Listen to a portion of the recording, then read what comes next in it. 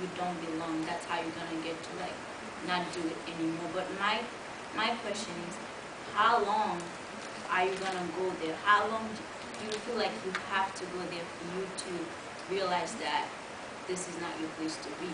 Because I totally agree, like, yes, you're gonna go to that place and you're gonna be like, okay, am I supposed to be here?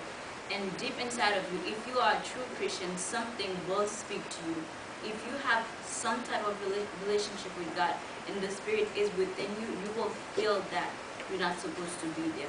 Now, you have a choice to decide whether or not you listen to that Spirit, but it will be there speaking to you. Because I have friends that went through that whole thing, and now they're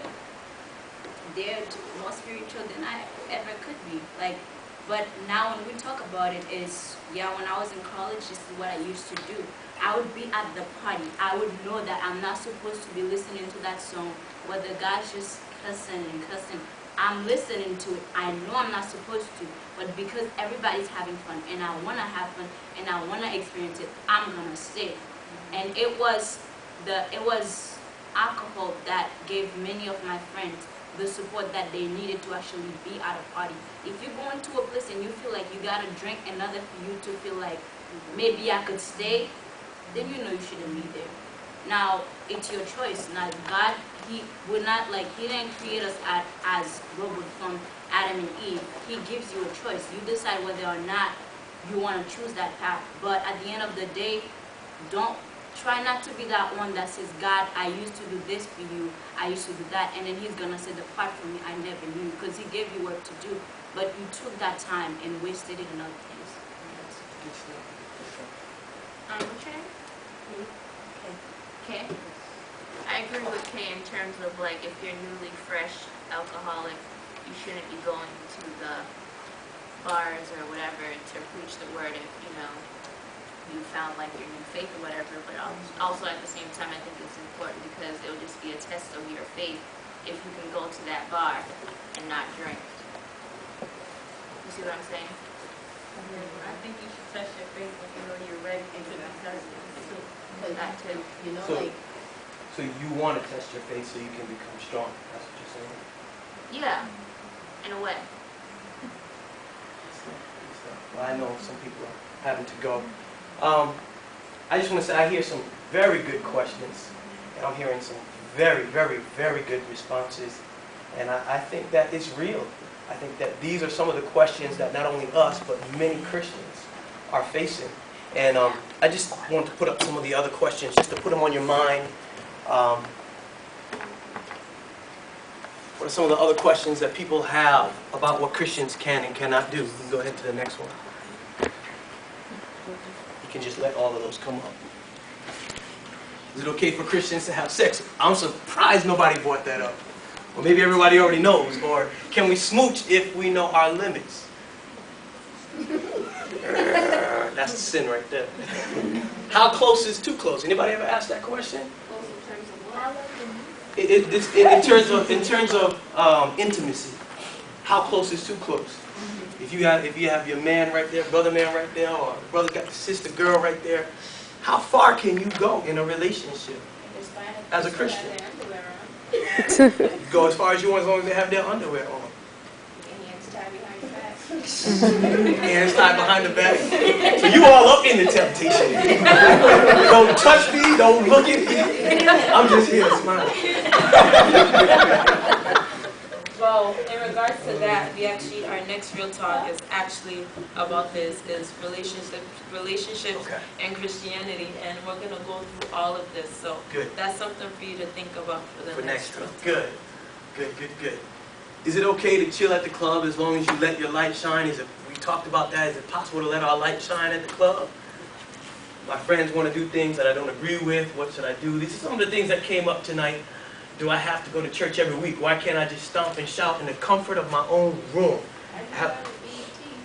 BET comes on. Why do I got to go to church when the preacher and the choir comes on BET? What's wrong with that? Sorry, or before that, TD Jakes and everybody else comes on too, so I feel sometimes I get a little bit of church there. If I haven't found a church home, why not? You're still getting the word, you're still getting fed. Maybe not full. Why not? Why not? Anybody else ask that question? Nobody asked that. Just her? Nobody don't feel like getting up to church, go to church, and they just want to have church right in their own dorm, right in their own room. I don't know. I feel like going to church is more than just about hearing the preacher. It's about having your brothers and sisters around and seeing their joy. Like when they're on TV, you see them having fun, but then you're like, I'm just alone in my room. But when you go to church, you have like your brothers and your sisters, and they're having just as much fun. And you like when you're feeling down, you just don't turn on the TV and then you just feel happy. Like when you go to church and you're sad, like your brothers and sisters are smiling and they're like asking you what's wrong, and then you have like that person-to-person connection. It's just like going to a party. When you go to a party and you're sitting down, like people will come up to you. It's the same thing as going to church. It's just like a Christian way to party. Instead of drinking, we listen to the preacher to fulfill our needs instead of drinking. It's the same thing. But at the same time, when somebody sees you enjoying it, you're necessarily almost jealous of it and want to know why you're so happy. It's like, what type of drug is she taking? What type of high is she having? And it's more so, I think, It's a just- Christian high. Exactly. Living life in a Christian walk. But sometimes I think the church cannot be so welcoming because you have some of the people that are, one, judgmental, two, hypocritical, and not really your friend, but your friend in church. It's true. So, I mean, don't get me wrong, I enjoy going to church. Sometimes I feel it's a fashion show, sometimes I feel it's a competition to see whose son or daughter is getting A's and B's, Who got the see whose biggest son or hat? daughter is pregnant or not pregnant, see whose son or daughter, has a chain on, whatever. But at the end of the day, church is important because that's where you get fuel from your pastor who knows what he's talking about, who went to school to be able to preach, or not went to school but knows how to teach the word, and that's when ministers come in. Okay. Good stuff. Let me go ahead, Abby.